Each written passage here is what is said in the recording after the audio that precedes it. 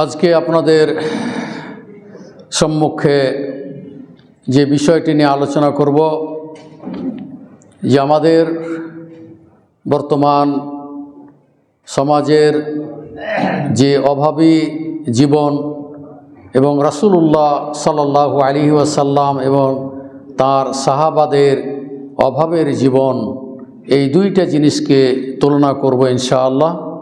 বিষয়ের নাম হচ্ছে রাসূল সাল্লাল্লাহু আলাইহি সাল্লাম ও তার সাহাবাদের অভাবের জীবন।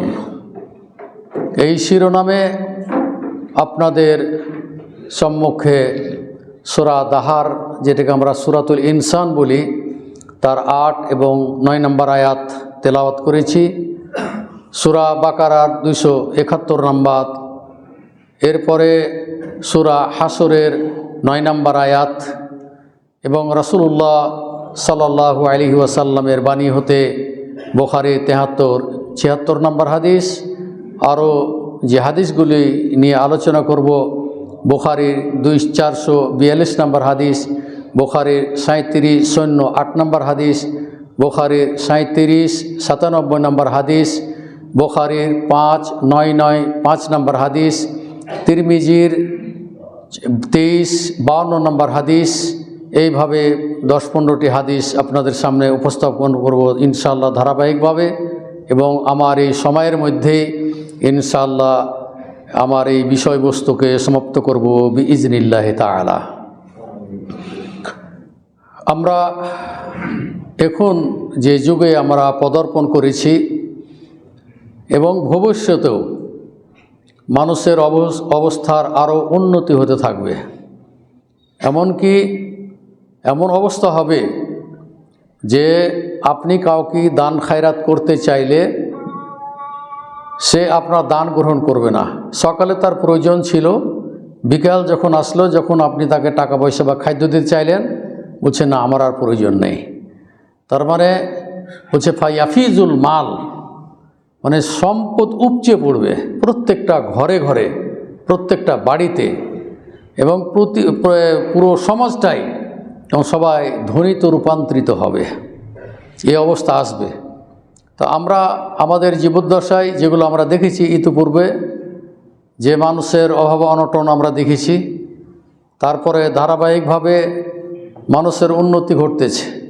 মানুষের টাকা পয়সার অভাব নেই, খাওয়ারও অভাব নেই।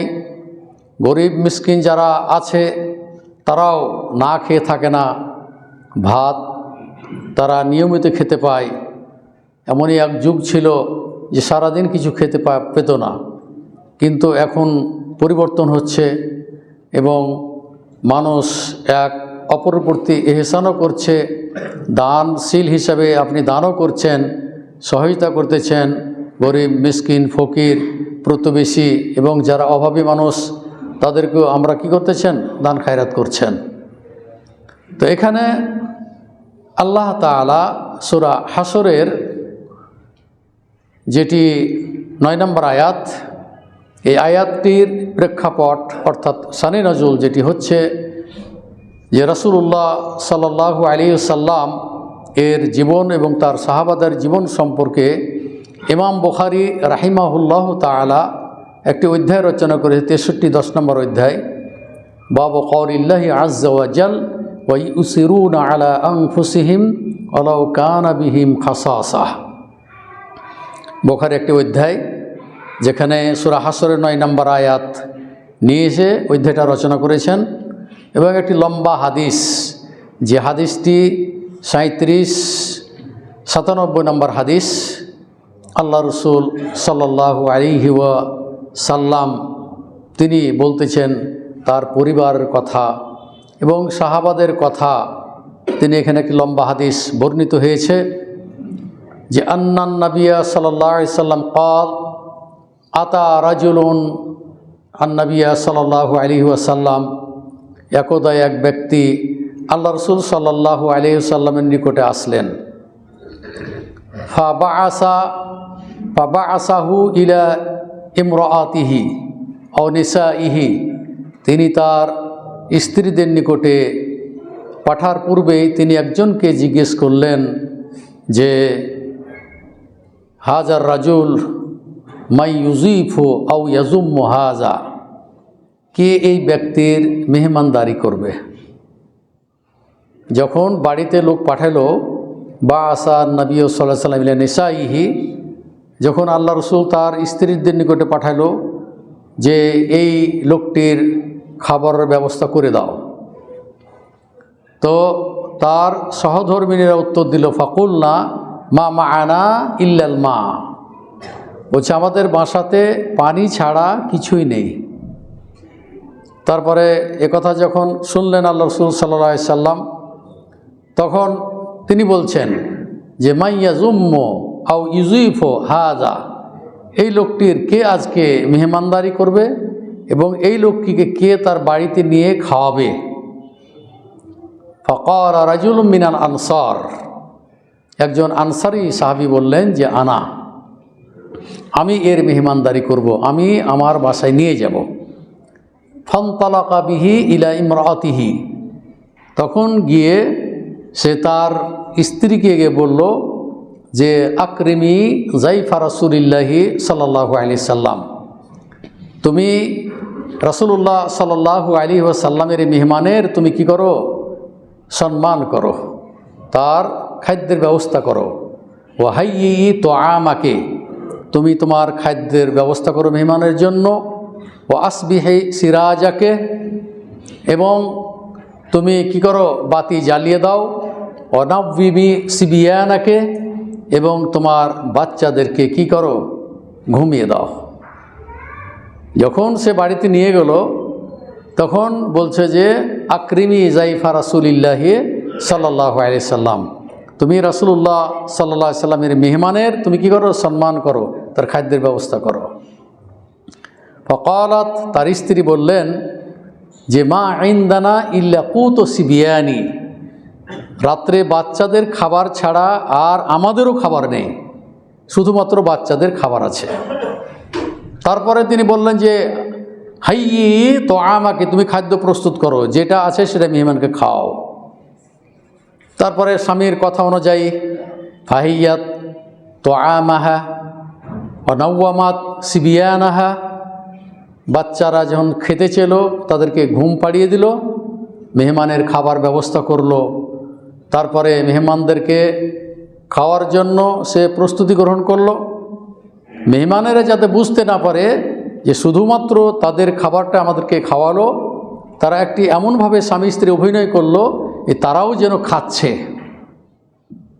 এইভাবে মেহমানদেরকে বুঝতে দেয় নাই, মেহমানদেরকে খাবার খেয়ে দিল। খাওয়ার পরে অভুক্ত অবস্থায়, মানে ভুখা অবস্থায় না খেয়ে, ফাবাতা ওয়াইনে শব্দ এসেছে যে তারা না খেয়ে তারা রাত্রি যাপন করলো, শুয়ে পড়ল। ফালাম্মা আসবাহা, যখন সকাল হয়ে গেল, গাদা ইলা রাসূলিল্লাহি সাল্লাল্লাহু আলাইহি সাল্লাম, তখন আল্লাহ রসুল সাল্লাল্লাহু আলাইহি সাল্লামের নিকটে সকালে গেলেন। ফকাল, আল্লাহ রসুল সাল্লাল্লাহু আলাইহি সাল্লাম বলছেন ফাজাহিকাল্লাহুল লাইলাতা, গত রাত্রে তোমরা কি করেছো যে আল্লাহ তাআলা হেসেছেন তোমাদের কার্যকলাপ দেখে। আও আজিবা মিন ফাআলিকুমা, অথবা তোমরা যে কাজগুলি করেছো আল্লাহ তাআলা অত্যন্ত খুশি হয়েছেন। ফাআনজালাল্লাহু তাআলা, তখন আল্লাহ তাআলা আয়াত নাজিল করে দিলেন, সূরা হাসরের 9 নম্বর আয়াত, ওয়া ইউসিরুনা আলা আনফুসিহিম ওয়ালাউ কানা বিহিম খাসাসাহ, বলছে তারা অভাবগ্রস্ত হওয়া সত্ত্বেও তারা নিজেদের উপরে অন্যদেরকে প্রাধান্য দিল। এই হলো আয়াতের অর্থ, যে ইউসিরুনা, তারা প্রাধান্য দিল তাদের নিজেদের উপরে অন্যদেরকে।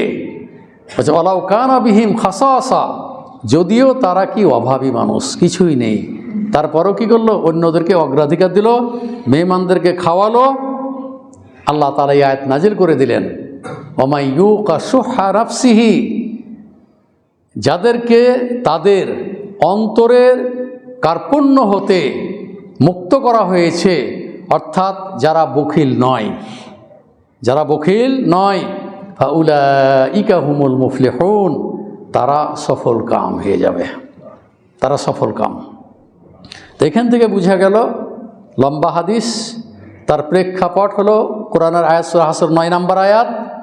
তো এইভাবে নিজে না খেয়ে বাচ্চাদেরকে না খাইয়ে তারা কী করলো? মেহমানদারি করলো। আল্লাহ রাসূল সাল্লাল্লাহু আলাইহি ওয়াসাল্লাম বলছেন, মান আমানা বিল্লাহি ওয়াল ইয়াউমিল আখির ফাল ইউকরিম দাইফাহু, যে ব্যক্তি আল্লাহ এবং আখিরাতে বিশ্বাস রাখে সে যেন মেহমানদারি করে, মেহমানদেরকে জেনে খাওয়ায়। এইভাবে আল্লাহ রাসূল সাল্লাল্লাহু আলাইহি ওয়াসাল্লাম কী করেছেন? হাদিস বর্ণনা করেছেন। এবং দেখুন যে আল্লাহ রাসূল সাল্লাল্লাহু আলাইহি ওয়াসাল্লামের বাড়িতে পানি ছাড়া কিছুই নেই। আয়েশা রাদিয়াল্লাহু তাআলা আনহা বলছেন, একদিন আপনাদের সামনে হাদিসটি বলেছিলাম, আয়েশা রাদিয়াল্লাহু তাআলা আনহা বলছেন যে জাআত ইমরাতুন ওয়া মাআহা ইবনাতানি লাহা। আয়েশা রাদিয়াল্লাহু তাআলা আনহা বলছেন যে একজন মিসকিন মহিলা সে আমার নিকটে আসলো, তার কোলে 2টা কন্যা ছিল, 2টা সন্তান ছিল। ফাতাস আলুনি, সে আমার কাছে কিছু চাইল। ফালাম তাজিদ ইনদি গায়রা তামরাতিন ওয়াহিদা, একটি খেজুর ছাড়া আমার নিকটে আর কিছুই ছিল না। তাহলে দেখুন, একটা খেজুর, একটা পরিবারের মধ্যে একটা খেজুর, কিছু নাই বাড়িতে খাবার। আল্লাহ রসুলের 9 জন স্ত্রী, পানি ছাড়া বাড়িতে সেদিন কিছুই ছিল না। তো এইভাবে রাসূল সাল্লাল্লাহু আলাইহি সাল্লামের অভাবের জীবন, তারপরে সাহাবাদের জীবন। এখানে এই সাহাবী আবু তলহার নাম, আনসারি ব্যক্তি বলা হয়েছে কিন্তু ওর নাম হলো আবু তলহা। তিনি কি করলেন? বাড়িতে মেহমানদারি করলেন। এবং আল্লাহ রসুল বলছেন যে মান কানা ইউমিনু বিল্লাহি ওয়াল ইয়াউমিল আখির, যে আল্লাহ এবং আখিরাতে বিশ্বাস রাখে সে যেন কি করে? মেহমানদারি করে। এরপরে মানুষের প্রতি যদি আপনি দয়া না করেন, মানুষের উপর যদি আপনি অনুগ্রহ না করেন, আপনার দানের হাত যদি সম্প্রসারিত না করেন, গরিব মিসকিনকে যদি আপনি ভালো না বাসেন, প্রতিবেশীকে যদি আপনি ভালো না বাসেন, তাহলে এখানে আল্লাহ রসুল সাল্লাল্লাহু আলাইহি সাল্লাম বলছেন যে লা ইয়ারহামুল্লাহু মান লা ইয়ারহামুন নাস, বলছে আল্লাহ তাআলা দয়া করবেন না ওই ব্যক্তির উপরে যে ব্যক্তি কী করে? মানুষের উপর দয়া করে না। অর্থাৎ যে মানুষের উপর দয়া করে না, আল্লাহ তাআলা তার উপরে কি দয়া করবেন না। বুখারীর 7376 নম্বর হাদিস।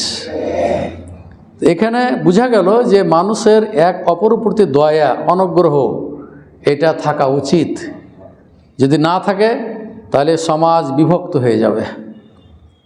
তখন গরিবেরা ধনীদেরকে খারাপ দৃষ্টিতে দেখবে এবং বর্তমানে ধনী মানুষেরা খারাপ মানুষদের নাকি যারা অভাবগ্রস্ত মানুষ তাদেরকে কী করে? তাদেরকে ঘৃণা করে, তাচ্ছতিচ্ছিল্য করে তারা।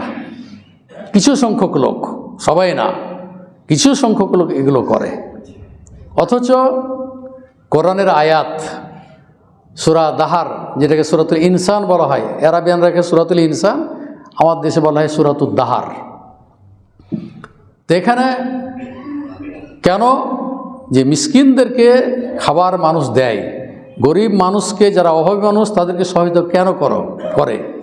আল্লাহ তাআলা বলছেন যে ওয়ায়ুতঈমুনা আত-তাআমা আলা হুব্বিহি মিসকিনাও ওয়া ইয়াতীমাও ওয়া আসীরা, যে তারা খাদ্যের প্রতি আসক্তি থাকা সত্ত্বেও, তাদের আগ্রহ থাকা সত্ত্বেও, খাদ্য না দেওয়া সত্ত্বেও তারা কি করে? মিসকিনদেরকে খাবার দেয়। অথচ এটা মনে চাচ্ছে না, তারপরও কি করে? খাবার দেয়। এতিমদেরকে তারা কি করে? ভালোবাসে, এতিমদের দায় দায়িত্ব বহন করে, এতিমদেরকে সুনজরে দেখে। আল্লাহ রাসূল বলছেন, কথার ফাঁকে কথা, আল্লাহ রাসূল বলছে আনা ওয়া কাফিলুল ইয়াতামা ফিল জান্নাতে হাকাযা আশারা বিসাব্বাবা ওয়াল উস্তা। আল্লাহ রাসূল সাল্লাল্লাহু আলাইহি সাল্লাম বলছেন, আমি এবং এতিমের যারা দেখাশোনা করে, এতিমের যারা দায়িত্ব বহন করে, বলছে তারা দুজনেই আমরা পাশাপাশি জান্নাতে থাকব। দেখেন না, অনেক মানুষ যেন আমাদের মাদ্রাসায় এতিমখানা আছে, সেখানে দেখা যায় যে বহু লোক একজন এতিমের দায়িত্ব নিয়ে তারা কি করে? খরচ চালায়। এমনকি একটি ছেলে আমাদের মাদ্রাসা থেকে এতিম ছেলে, রহনপুর বাড়ি, ছেলেটা খুবই গরিব, একজন ওর দায়িত্ব নিয়েছিল পড়াবার। শেষ পর্যন্ত আমাদের এখানে দাওরা হাদিস পর্যন্ত সে লেখাপড়া করে এই বিজেপিতে সে চান্স পেয়ে গেল। একটা ছেলে এখানে লেখাপড়া করে, এখানকার মেজর যিনি ছিলেন উনি বলছেন তোমাদের মাঝে কোরআন হাফিজ কে আছে? তখন আমাদের ছেলেটা হাত উঠাইলো যে আমি আছি। তারপর আগে ডাকলো, ডেকে ওই ছেলেটার বাড়ি কাঁকন, এই ছেলেটাকে আর্মিতে সুযোগ করে দিল। এবং ওখানে দুইটা কাজ হচ্ছে, এক তো কোরআন তেলাওয়াত জানে, কোরআন কণ্ঠ ভালো, হাফেজ, তারপরও এখানে ইমামতের একটা সুযোগ পেয়েছে, পক্ষান্তরে আর্মিদের যেটা কাজ সেটাও পেয়েছে। তো এই যে এতিম ছেলেটার কথা বলতে এই কথাটা আসলো যে এই ছেলেটা স্বাবলম্বী করে দিল, চাকরি পেয়ে গেল, আলহামদুলিল্লাহ ছেলেটা খুব ভালো আছে। মাঝে মাঝে ফোন করে আমাকে, দুইজনই ফোন করে। কিছু ছাত্র আছে তারা ভুলে না ওস্তাদেরকে, অতি সম্মান করে। যেমন একটা জালসাতে এখানে গেলাম গোদাগাড়িতে, যে কিছুদিন আগে, তো 12 তারিখে, তো সেখানে বড় বড় আলেমেরা ওখানে আছে যারা বুখারি পড়ায়, তারা আমার পাশে। তো প্রায় 40 জন ইমাম এবং খতিবকে দাওয়াত করেছিল খাতমে, মানে বুখারি সমাপনী দার্সে। তো আমাকে দাওয়াত দিল যে আপনাকে বুখারিটা পড়াইতে হবে। গেলাম, আসর পরে শুরু হলো, 1 ঘন্টা আলোচনা করলাম। করার পরে ওনাদেরকে যে দাওয়াতটা দেওয়া হলো যে বুখারি কিভাবে পড়াইতে হয়, বুখারি তো অনেকেই পড়ায়, এই দিকগুলো আমি পুরোটা তুলে ধরলাম। কারণ ধরেন আমি দীর্ঘ 13 বছর থেকে আমি বুখারি পড়াচ্ছি এবং ফতোয়া বোর্ডের সাথে আমি সম্পৃক্ত ছিলাম, আছি এখনও। এখানেও যেমন আপনাদের এখানে দার্স যেটা হয় সেখানে প্রশ্ন উত্তর হয়, এগুলোর উত্তর দেওয়ার চেষ্টা করি। আজকেও আছে ইনশাআল্লাহ, আমি মাগরিবের সালাত আদায় করবো এখানে, এবং দার্স হবে, তার সংক্ষিপ্ত দার্স হবে, তার প্রশ্ন উত্তর হবে। আপনারা আমন্ত্রিত আসবেন, এখানে উপকার আছে অনেক অনেক অজানা জিনিস আপনারা জানতে পারবেন। যেটা বলতে চাচ্ছিলাম যে ওখানের আমার বহু ছাত্র আমার সাথে সাক্ষাৎ করার পরে আমাকে কে কোথায় টানাটানি করছে নিয়ে যাওয়ার জন্য, কিন্তু আমার তার সুযোগ নাই। একজন বক্তা এসেছিলেন, আমার মনে করছে মানুষ হবে না, আমি ফের ওই জালসার সভাপতি আবার। তো একজন বিতর্কিত বক্তা নিয়ে এসেছিলেন। তো যাই হোক, যদিও উনি সালাফি আকিদার পরে বক্তব্য দিয়েছেন, তার যে এত ভক্ত মানুষ এটা আমি জানতাম। চাঁপাইনবাবগঞ্জে প্রায় 17 ঘন্টা মাইক্রো নিয়ে এসছে। ওখানকার এলাকার লোক যত হানাফি লোক, বেশিরভাগ হানাফি লোক ছিল, হয়তো তার বক্তব্যটা ছিল একবার পুরো আহলে হাদিস সালাফিদের উপরে। যদিও সে বিতর্কিত একজন বক্তা, এখন হয়তো পরিবর্তন হয়েছে, আল্লাহ আলাম জানি না। বিগত যুগে সে এই 14 বছর জেল খেটেছিল সরকার বিরুদ্ধে বক্তব্যের জন্য, জিহাদ ঘোষণা করার জন্য। যাই হোক, তো আমি ওখান থেকে বিদায় নিলাম, যে আমার মাদ্রাসা আছে, 11টার সময় আমি ঢাকার গাড়ি আমাকে ধরিয়ে দিলাম, চলে এসেছিলাম। যেটা বলতে চাচ্ছিলাম যে এই সমস্ত ছাত্ররা এখন আমার সাথে যোগাযোগ করে, আমাকে ফোন দেয়, খোঁজ খবর নেয়, ওস্তাদ কেমন আছেন, তুমি কেমন আছো চাকরি অবস্থায়। তো ওস্তাদ এবং ছাত্রের সম্মান এইভাবেই ছাত্ররা, শেষ পর্যন্ত কিছু ছাত্র আছে যারা কি করে বজায় রাখে। এখানে আপনাদের আবদুল্লাহ আছে, আমারই ছাত্রকে আমি বুখারি পড়াচ্ছি এই মসজিদে। আবদুল্লাহকে আমি বুখারি পড়াচ্ছি এখান থেকে ফারেগো। বহু ছাত্র এখন ডক্টর, অনেক নদাপাড়ার মার্কাজে যত অধিকাংশ ডক্টর যারা, সব আমারই ছাত্র। তো এগুলো ছাত্র এখনও আমাকে সম্মান দেয় তারা, যদি ওখানে আমি ছিলাম 10 বছর, এখনও আমাকে ডেকে নিয়েছে অনেকেই। তো আমি যেটা বলতে চাচ্ছিলাম যে শিক্ষক ছেলেদের উপর যেমন স্নেহ মায়া মমতা, ছাত্ররাও ওস্তাদকে খুব সম্মান প্রদর্শন করে। আর আপনারা এই সুযোগটা না পেলেও আপনার একটা সুযোগ আছে যে গরিব মানুষদের প্রতি আপনি দয়া করবেন, যারা অসহায় তাদের প্রতি আপনি দয়া করবেন। আল্লাহ তাআলা কিয়ামতের দিন আপনার উপর কী করবেন? দয়া করবেন। এরপরে যে কথাটা বলছিলাম যে আয়েশা রাদিয়াল্লাহু তাআলা আনহা বলছেন যে একজন মিসকিনা মহিলা আসলো, তার 2টা কন্যা। আসার পরে তাস আলুনি, আমার নিকটে কিছু চাইলো। ফালাম তাজিদ ইনদি তামরাতান গায়রা তামরাতিন ওয়াহিদা, বলছি একটি খেজুর ছাড়া আমার নিকটে আর কিছুই ছিল না। ফাআতাইতুহা ইয়াহা, বলছে আমি ওই খেজুরটাই দিয়ে দিলাম, আমার বাড়িতে কিছু নাই, ওই খেজুরটাই আমি তাকে দিয়ে দিলাম। ফাকাসামাত বাইনা ইবনাতাইহা, তারপরে তার ওই 2 কন্যার মাঝে কি করলো, খেজুরটাকে 2 টুকরা করে 2 বাচ্চার হাতে দিয়ে দিল। ওয়ালাম তাকুল মিনহা, সে কিন্তু সেও ক্ষুধার্ত মহিলা, কিন্তু সে কিছু মুখে দিল না, ওই দুই বাচ্চার হাতে কী করলো, দিয়ে দিল। ফাকামাত খারাজাত, মহিলাটি ওই ভিক্ষুক মহিলাটি দাঁড়ালো এবং বের হয়ে চলে গেল। ফাদাখালান নবী সাল্লাল্লাহু আলাইহি ওয়াসাল্লাম, এরপরে আল্লাহ রসুল সাল্লাল্লাহু আলাইহি সাল্লাম প্রবেশ করলেন। আয়েশা রাদিয়াল্লাহু তাআলা আনহা বলছেন, ফাহাদ্দাসতুহু, আমি আল্লাহ রসুল সাল্লাল্লাহু আলাইহি সাল্লামের সামনে এই ঘটনাটা ব্যক্ত করলাম ওই মহিলা সম্পর্কে, যে এই কাজ করলো। সে খেজুর ছিল না, একটা খেজুর ছিল, দিলাম, সে দুই টুকরো করে দুই বাচ্চার হাতে দিল, সে নিজে কিছু খেলো না। এই ঘটনাটা সে রাসূলুল্লাহ সাল্লাল্লাহু আলাইহি সাল্লামের সামনে কী করলেন, ব্যক্ত করলেন। তখন আল্লাহ রসুল বলছেন, মানিবতুলিয়া মিন হাযিহিল বানাতি শাইউন কুন্না লাহু সিতরাম মিনান নার। আল্লাহ রসুল সাল্লাল্লাহু আলাইহি ওয়াসাল্লাম বললেন, এটা বুখারীর 5 নম্বর হাদিস। তখন আয়েশা রাদিয়াল্লাহু তাআলা আনহার উত্তরে আল্লাহ রসুল বলছেন যে এই কন্যাদেরকে লালন পালন করার ক্ষেত্রে অনেক সমস্যার সম্মুখীন হতে পারে, তারপরও আহসানা ইলাইহিন্না, কিন্তু ওই বাবা ওই কন্যাদের প্রতি কিন্তু সদাচরণ করে, ভালো আচরণ করে, ভালো ব্যবহার করে, যা কন্যারা চায় তার সামর্থ্য অনুযায়ী সে কী করে দেয়, কোনো সময় মুখ ভারী করে না, কন্যাদেরকে অত্যন্ত ভালোবাসে, তাদেরকে লেখাপড়া করায়, তাদের বিবাহ শাদিও দিয়ে দিয়েছে বাবা। তা আল্লাহ রাসূল সাল্লাল্লাহু আলাইহি ওয়াসাল্লাম বলছেন, এই কন্যাদেরকে লালন পালন করার ক্ষেত্রে অনেক সময় বিভিন্ন সমস্যার সম্মুখীন হতে পারে, তারপরও ধৈর্য ধারণ করে তাদের সাথে যদি ভালো আচরণ করে বাবা মা, আল্লাহ রাসূল বলছেন কুন্না লাহু সিতরাম মিনান নার, এই কন্যারাই তার জন্য, ওই বাবা মার জন্য কী হবে, জাহান্নামের প্রতিবন্ধক হবে, মানে জাহান্নামে যেতে দিবে না এই কন্যারাই। এরকম ফজিলত আছে। তো এখানে বলার উদ্দেশ্য হলো যে দেখুন ওই জীবনটা কেমন ছিল সাহাবাদের, তারপরে রাসূলুল্লাহ সাল্লাল্লাহু আলাইহি ওয়াসাল্লামের সহধর্মিণীদের। আবু বকর আবু হুরায়রা রাদিয়াল্লাহু তাআলা আনহু, তিনি অধিক হাদিস বর্ণনাকারী, আল্লাহ রসুলের দোয়া ছিল। তারপরে সব সময় তিনি কি করতেন, ওখানেই পড়ে থাকতেন, মসজিদে নবাবির চত্বরে সে কী করতো, ওখানেই পড়ে থাকতো। গরিব মানুষ, পরিবার পরিজন নাই, আল্লাহ রসুলের সহচার্যে থেকেই সে কী করছে, হাদিস মুখস্থ করেছে, যে হাদিসগুলো শুনে সবগুলো মুখস্থ করেছে আবু হুরায়রা রাদিয়াল্লাহু তাআলা আনহু। তিনি বলতেছেন যে আবু হুরায়রা বলছেন, রাআইতু ৭০ মিন আহলি সুফফা, আমি ৭০ জন আহলু সুফফা, যারা হতদরিদ্র সাহাবী, যাদের পরিবার পরিজন নেই, খাবারও কোনো ব্যবস্থা নেই, রাসূলুল্লাহ সাল্লাল্লাহু আলাইহি সাল্লামের মেহমান হিসাবে তারা মসজিদের চত্বরে বসবাস করত। সেখানে তারা কোরআন হাদিসের চর্চা করত। কোনো জায়গা থেকে সাদকা বা হাদিয়া আসলে আল্লাহ রাসূল সাল্লাল্লাহু আলাইহি সাল্লাম তাদের নিকটে পাঠিয়ে দিতেন। সাদকা হলে তারা খেত এবং হাদিয়া হলে আল্লাহ রাসূল সাল্লাল্লাহু আলাইহি সাল্লামও কি তাদের সাথে খেতেন। তো এইভাবে তারা জীবনযাপন করেছিল।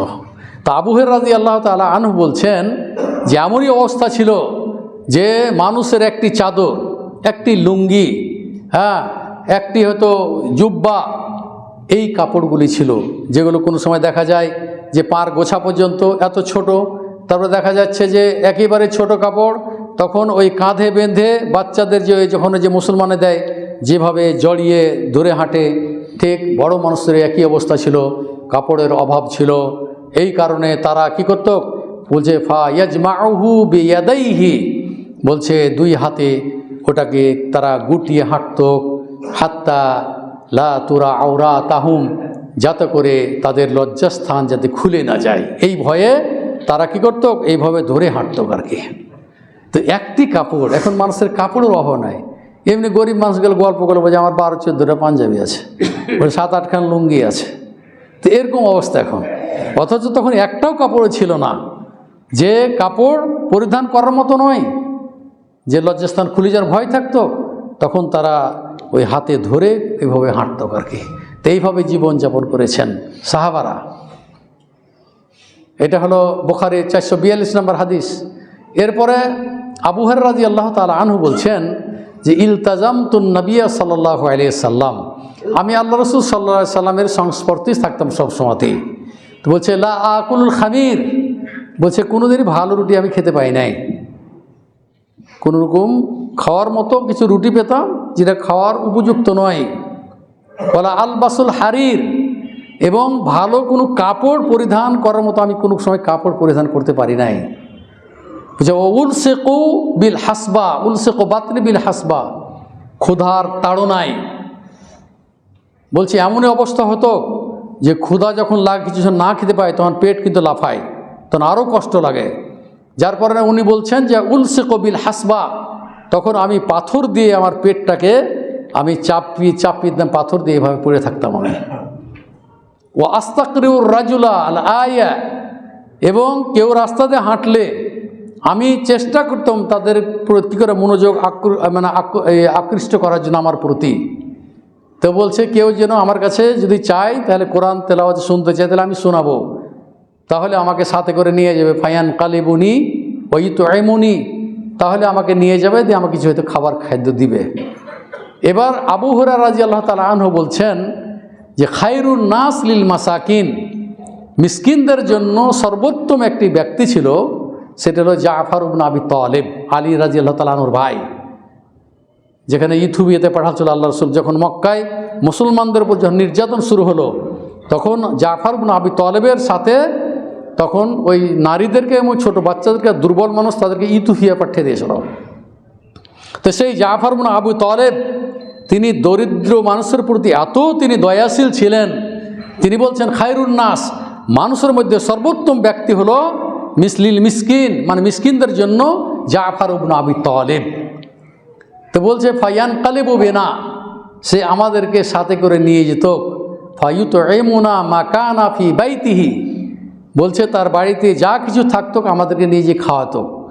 ঘটনাক্রমে একদিন গেলাম, যাওয়ার পরে দেখলাম যে লিয়াখরুজা ইলাইনা আল উক্কাতা, উক্কা বলা হয় মধু অথবা ঘির খালি পাত্র, যাতে কোনো মধুও নেই, মালাইসা ফিহি শাইউন, তার ভিতরে কোনো কিছু ছিল না, না মধু ছিল না আপনার ওই ঘি ছিল।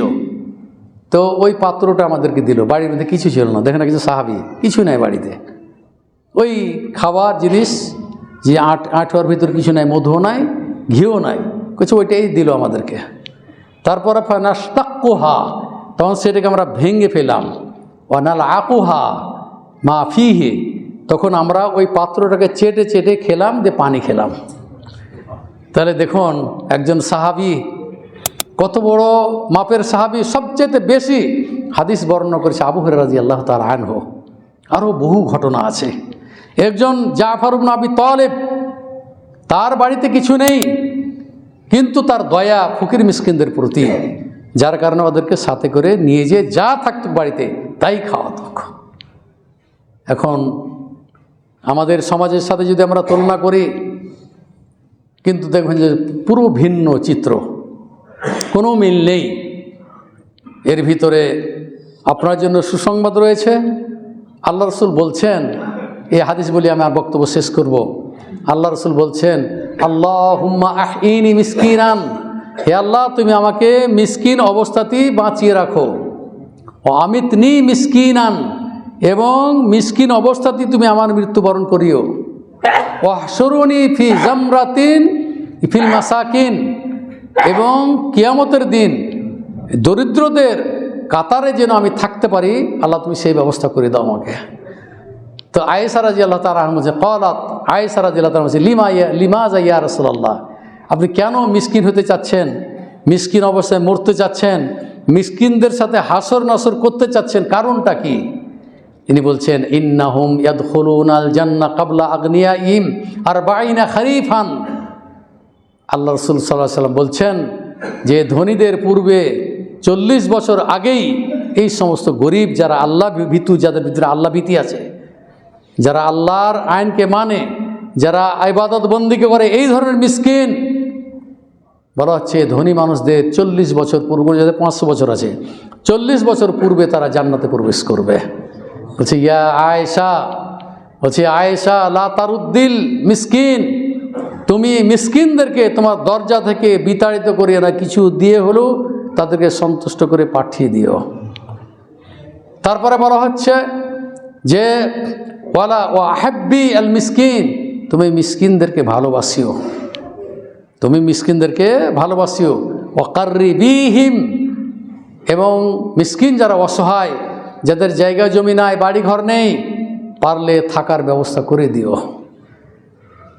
ইন্নাল্লাহা ইউকরিবুকে মিনাল কি ইয়াউমাল কিয়ামা, আল্লাহ তাআলা তোমাকে এই যে গরিব মানুষকে তুমি আশ্রয় দিলে, গরিব মানুষকে তুমি ভালোবাসলে, গরিব মানুষকে তুমি খাওয়ালে, যার কারণে আল্লাহ তাআলাও কিয়ামতের দিন তোমাকে নিকটে রাখবেন।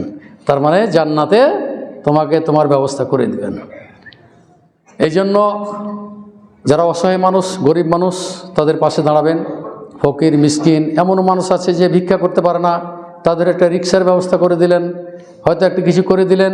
একটা গরিব মানুষ, তার বাড়িতে টিউবওয়েলের ব্যবস্থা নাই, পানি দূর দূরান্ত থেকে আনতে যেয়ে অনেক কথা শুনতে হয়, যদি আপনি পারেন করে দিবেন, এটাই সাদকায়ে জারিয়া। আল্লাহ রাসূল বলছেন, মান তাসাদ্দাকা বিসাদাকাতিন ইবতিগা ওয়াজহিল্লাহ, যে ব্যক্তি আল্লাহর সন্তুষ্টি অর্জনের জন্য যদি কেউ দান করে, তো খুতিমা লাহু বিহা দাখালাল জান্নাহ, তাহলে তার এই দান করার পরে তার জীবনের যদি পরিসমাপ্তি ঘটে, যদি সে মারা যায়, দাখালাল জান্নাহ, সে জান্নাতে প্রবেশ করবে। তাহলে আপনি দান করছেন আল্লাহর সন্তুষ্টি অর্জনের জন্য। যদি সন্তুষ্টি অর্জনের জন্য আপনি দান করে থাকেন, তাহলে মরার পরেই আল্লাহ তাআলা আপনাকে জান্নাতে প্রবেশ করাবেন। এটাই আল্লাহ তাআলা বলছেন যে ওই তুইমুনাত তুআমা আলা হুব্বিহি মিসকিনা ওয়া ইয়াতীমা ওয়া ইয়াসিরা, মিসকিন, এতিম এবং যারা বন্দী, তাদের সার্বিক সহায়তা করবেন।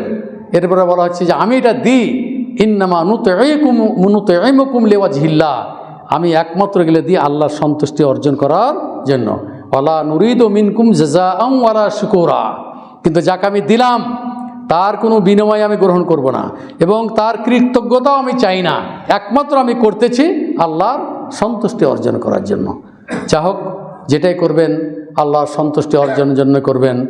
এবং এই সমাজকে পরিবর্তন করতে হলে ধনীদের কী করতে হবে? অগ্রণী ভূমিকা পালন করতে হবে। তাদেরকে, গরিব মিসকিন ফকির অসহায় লোকদেরকে আপনি সহায়তা করবেন। আল্লাহ যেন আপনাদের দানগুলিকে আল্লাহ যেন কবুল করে নেন। এই যাবৎ যারা দান করেছেন তাদের জন্য দোয়া করি, আল্লাহ তুমি দানগুলিকে তুমি কবুল করে নাও। আমাদের ভুল ত্রুটি হলে আল্লাহ তুমি আমাদেরকে ক্ষমা করে দিও।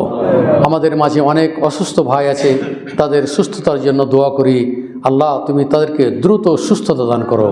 আযহিবিল বাস রব্বান নাস ওয়াশফি আনতা শাফি লা শিফা ইল্লা শিফাউকা শিফা আল্লাহ ইগাদিরু সাকামা। যারা কবরে আছেন, নিকট আত্মীয় হোক, মুসলিম হোক, মা বোন হোক, সকলে যেন দোয়া করতেছি, আল্লাহ তুমি তাদেরকে কবর আযাব থেকে রক্ষা করো। আল্লাহ তুমি তাদেরকে জাহান্নাম থেকে রক্ষা করো। আল্লাহ তুমি তাদেরকে জান্নাতুল ফিরদাউস নসিব করো। আমরা মৃত্যুবরণ করলে মুমিন হয়ে যেন সবাই মৃত্যুবরণ করতে পারে, আল্লাহ তুমি সেই তৌফিক দান করো। রব্বানা আতিনা ফিদ দুনিয়া হাসানা ওয়া ফিল আখিরাতি হাসানা ওয়া কিনা আযাবান নার। রব্বানা তাকাব্বাল মিন্না ইন্নাকা আনতাস সামিউল আলিম ওয়া তুব আলাইনা ইন্নাকা আনতাত তাওয়াবুর রাহিম।